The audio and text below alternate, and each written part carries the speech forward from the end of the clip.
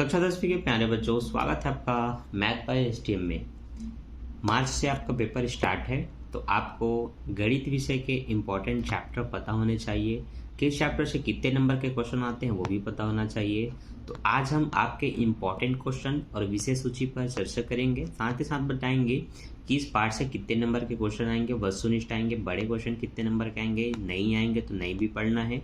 सब कुछ जानेंगे डिटेल से, किन किन पार्ट को छोड़ना है, किन को पढ़ना है। ठीक है, तो बिना किसी देरी के स्टार्ट करते हैं आज का वीडियो। मैं हूं आपका एसडीएम सर, जो आपको पढ़ा रहे हैं कक्षा 10वीं की गणित।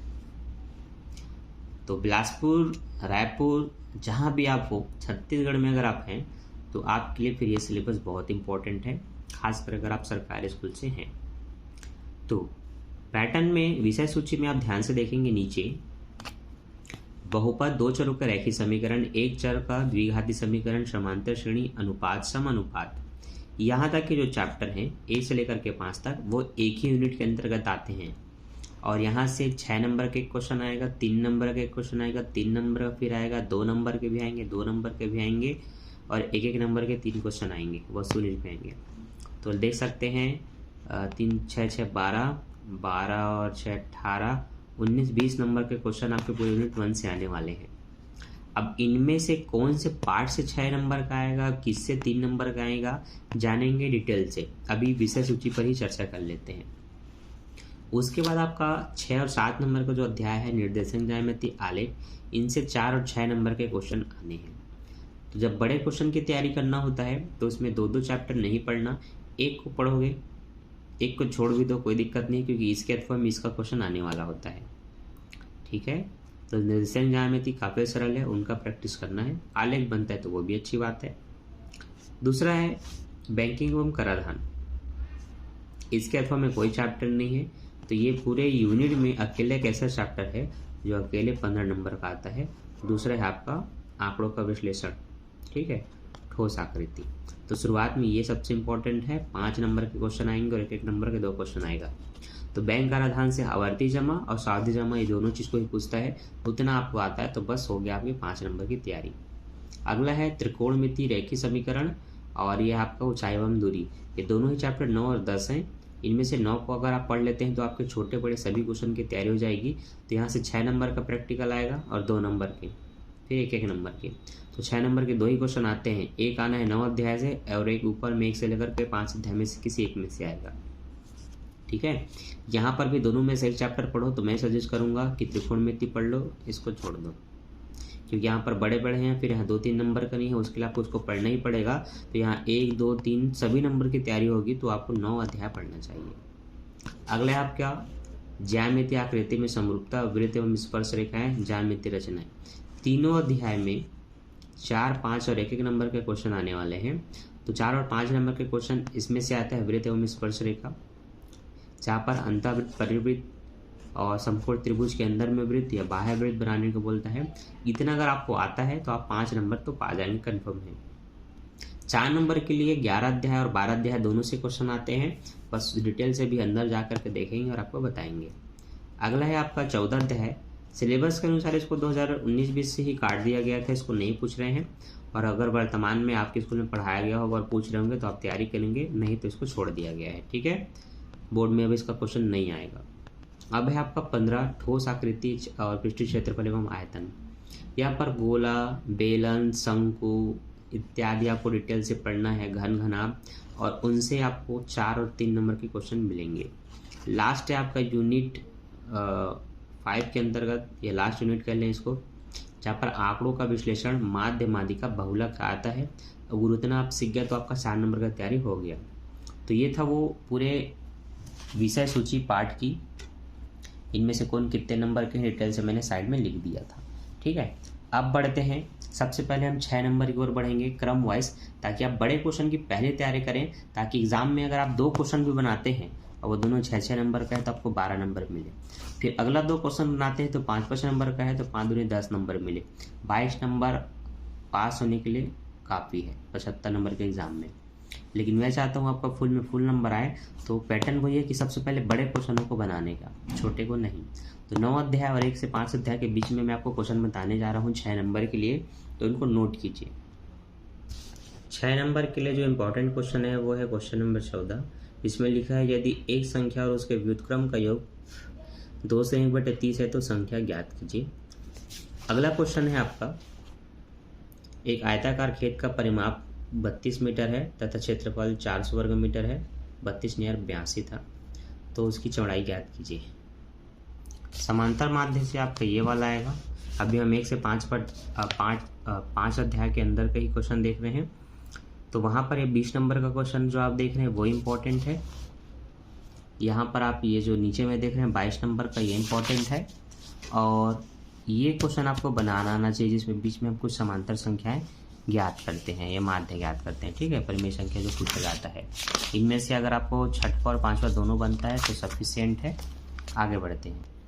अगला जो 6 नंबर का है वो 15 नंबर का एक क्वेश्चन समांतर श्रेणी का, ये इंपॉर्टेंट है, इनको भी प्रैक्टिस कर लेना। मिश्रण से भी कई बार क्वेश्चन आते हैं, जैसे कि दूध और पानी के 100 लीटर के मिश्रण में इतना % पानी मिला दिया, दूध मिलाया, तो आप पानी दूध का मिश्रण ज्ञात कीजिए, अनुपात ज्ञात कीजिए, पूछा जाता है। तो क्वेश्चन नंबर 8 इंपॉर्टेंट है। उसी के साथ उसका दूसरा क्वेश्चन 14 नंबर का, 60 लीटर दूध और पानी के मिश्रण में दूध और पानी का अनुपात 3:2 है, इनको टिक लगा लीजिए। और उसके बाद जो 6 नंबर के सेंस में आते हैं वो है क्वेश्चन नंबर 9, जिसमें कुछ व्यक्ति किसी काम को इतने दिन में करते हैं, कुछ मजदूर करते हैं, फिर इतने व्यक्ति कितने दिन में करेंगे, इस टाइप के क्वेश्चन आते हैं, ठीक है। और उसी से मिलता जुलता क्वेश्चन ये पानी टंकी वगैरह का होता है, या वही आदमी और काम का होता है। तो अगर ये भी आपसे बनता है तो क्वेश्चन नंबर 15 पे टिक लगा लीजिए और बना करके रखिए अभी से। तो हमने 1 से 5 अध्याय में इम्पॉर्टेंट क्वेश्चन की एमपी आपको क्वेश्चन बता दिया है, जिसका आपको प्रैक्टिस करना है। अब हम आते हैं 9 अध्याय में। त्रिकोणमिति समीकरण में कौन कौन से क्वेश्चन हैं जो 6 नंबर के लायक है, उस पर हम डिस्कस करेंगे, ठीक है। तो वहाँ पर प्रश्न वाले 1 से भी आता है कई बार क्वेश्चन, तो प्रश्न पहला भी आ सकता है, आपको बना करके रखना है, ठीक है। इम्पॉर्टेंट की दृष्टि से अगर बताना हो तो मैं कहूँगा ये क्वेश्चन नंबर 7, ठीक है। इसके ऊपर में ये क्वेश्चन नंबर 5, क्वेश्चन नंबर 3 और 4। सरलतम क्वेश्चन देना हो तो क्वेश्चन नंबर 11। अगला इम्पॉर्टेंट है आपका क्वेश्चन नंबर 5 अगले प्रश्न वाली में। यहाँ पर ये वाला भी दिया जा सकता है, ये भी क्वेश्चन नंबर 5 है अगले प्रश्न वाली का, ठीक है। बहुत सारे क्वेश्चन हैं, आप देख सकते हैं, ऊपर में सिद्ध 5वां है, नीचे में भी दिया है। तो ये सभी क्वेश्चन आपके लिए इंपॉर्टेंट हैं, इनकी प्रैक्टिस करके रखिए। अब ये सबसे लास्ट है क्वेश्चन नंबर 11 जो मैं आपको बता रहा हूँ। इस क्वेश्चन को देख लो, इसकी पूरी प्रैक्टिस करके रखना। ये थे पूरे त्रिकोणमिति के इंपॉर्टेंट क्वेश्चन जो आपके फाइनल एग्जाम में पूछे जा सकते हैं। बैंक और कराधान, अब यहाँ से आप 5 नंबर के क्वेश्चन अटेम्प्ट करेंगे। तो 5 नंबर के लिए आवर्ती ब्याज से जो क्वेश्चन बनते हैं, आवर्ती ब्याज के फार्मूले से उन क्वेश्चनों को पूछा जाता है। तो जैसे कि आपका क्वेश्चन नंबर पहला, क्वेश्चन नंबर दूसरा, इसमें किसी एक क्वेश्चन को मैं एमपी नहीं बताऊंगा क्योंकि फार्मूला एक ही है, रुपए बस बदलते हैं। तो क्वेश्चन कोई भी हो, अगर एक फार्मूले से आप 10 क्वेश्चन बना सकते हैं तो 1000 क्वेश्चन भी बन सकता है। तो इसलिए 2 चीज़ें याद रखना, एक नॉर्मल क्वेश्चन जिसमें आप ब्याज की गणना करते हैं, और एक ऐसा क्वेश्चन जिसमें ब्याज पहले से दिया हुआ होता है, जैसे कि इसमें ब्याज पहले से दिया हुआ है। तो क्वेश्चन 3 और 4 का प्रैक्टिस कर लीजिए, दोनों अच्छे से बनता है तो इसके कोई भी क्वेश्चन है आपसे बन जाएगा। और उसके अथवा में आना हो तो ये सावधि जमा खाते आएंगे, क्योंकि इसके बाद जो कराधान है उसको छोड़वा दिया गया है, अब इसको नहीं पूछा जाता। लेकिन फिर भी अगर आपको लगता है कि आपके स्कूल में पढ़ाया गया है, पूछेगा बोल करके, तो आप प्रैक्टिस कर सकते हैं, कोई दिक्कत नहीं है, ठीक है। लेकिन उनका क्वेश्चन आपको बनाना आता है आवर्ती और सावधि का, तो वो तो फिर 5 नंबर आपका पाना फिक्स है। बढ़ते हैं अगले 5 नंबर वाले चैप्टर में। तो 5 नंबर के लिए अगला जो आपका इम्पोर्टेंट पार्ट है वो है ज्यामितीय रचनाएं, ठीक है। ज्यामितीय रचनाएं में अगर आपको ये आता है, अंतःवृत्त परिवृत्त दोनों बनाना आता है, तो फिर यही आपके 5 नंबर के क्वेश्चन होने वाले हैं, ठीक है। तो इस टाइप के बहुत सारे क्वेश्चन हैं, लेकिन कोई 2 बताता हूँ और इसको मैं ख़त्म कर। क्वेश्चन दूसरा इम्पॉर्टेंट है, जिसका डायग्राम कुछ इस तरह से बनेगा और ये आपको आता है, तो ऐसे कोई भी क्वेश्चन आपसे बन जाएगा। अगला इंपॉर्टेंट क्वेश्चन है क्वेश्चन नंबर 3 प्रश्नावली 3 से, एक समकोण त्रिभुज में परिवृत्त की रचना कीजिए जो कि इस तरह से बना हुआ है। फिर क्वेश्चन नंबर 4 जिसमें अंतःवृत्त बना हुआ है। फिर ये क्वेश्चन नंबर 5, 3 क्वेश्चन आपके लिए इंपॉर्टेंट है, इनका प्रैक्टिस कर लीजिए। बाकी आपका 5 नंबर फिक्स है। अब बढ़ते हैं 4 नंबर के क्वेश्चन के लिए। तो 4 नंबर के जितने भी क्वेश्चन आने हैं उसमें से सबसे लास्ट अध्याय आंकड़ों का विश्लेषण 16 अध्याय से आने हैं। यहाँ पर कौन से क्वेश्चन 4 नंबर के लायक हैं वो बताता हूँ। तो 4 नंबर के लिए आपका 16 अध्याय से जो इम्पोर्टेंट है वो है समांतर माध्य, जिसमें 2-2 आंकड़े दिए जाते हैं, 4 कॉलम बनते हैं और फार्मूले से मान निकाला जाता है। तो एक समांतर माध्य का क्वेश्चन, एक बहुलक का क्वेश्चन और एक माध्यिका का क्वेश्चन। ठीक है, तो माध्यिका का शायद ये है, हाँ ये माध्यिका का क्वेश्चन जो कि है क्वेश्चन नंबर 5। बस ये 2-3 क्वेश्चन बना लो जिसमें माध्यिका बहुलक दिया है, बस हो गया, इसकी तैयारी कंप्लीट। शंकु और गोले से तो मतलब जो क्षेत्रमिति वाला चैप्टर है जिसमें गोला बेलन शंकु सब है, उसमें से कुछ भी आ सकता है, लेकिन मेरे अनुसार इम्पोर्टेंट क्वेश्चन अगर कुछ है तो वो है आपका ये क्वेश्चन नंबर 2, एक खिलौना जो कि शंकु की आकृति का है जिसमें ऐसा चित्र बनता है। ठीक है, ये क्वेश्चन इंपॉर्टेंट है, टिक लगा लीजिए।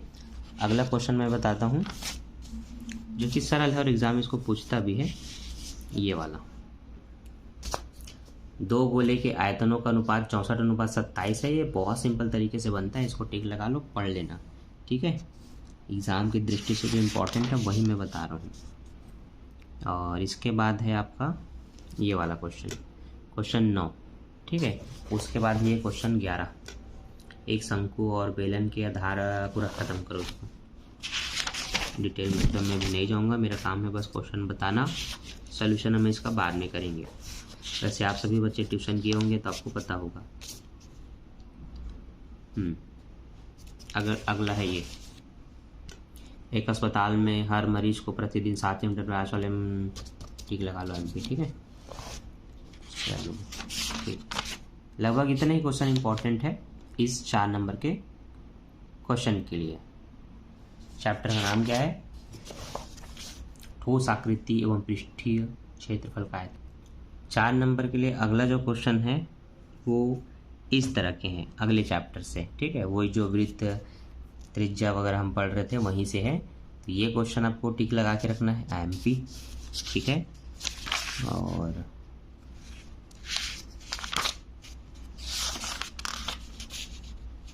ये question number 5, question number 4, question number 2, question number 1। ठीक, ऐसे क्वेश्चन बनते हैं। चैप्टर का नाम है वृत्त एवं स्पर्श रेखा। तो फिर आपकी 4 नंबर की तैयारी इसमें भी फिक्स हो चुकी है।